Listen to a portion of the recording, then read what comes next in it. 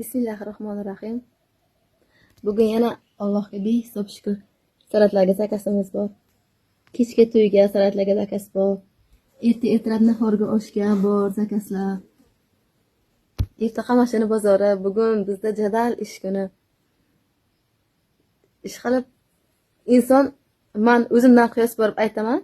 Inson qayerda, qanday sharoitda bo'lishidan qat'iy nazar ishlashni xohlasa, harakatdan to'xtamasa, hech qachon daromad olishdan to'xtamaydi. Biz ishlashimiz uchun bizda kimdir qanaqadir imkoniyat kerak emas. Faqat o'zimizda xohish bo'lsa, xohlasangiz bo'ldi. Ishoning, daromad hech qachon kelishdan to'xtamaydi.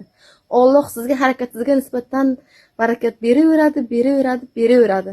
Faqat o'zingizga ishoning, harakatingizga ishoning. Birovdan so'ramang, faqat Allohdan so'rang.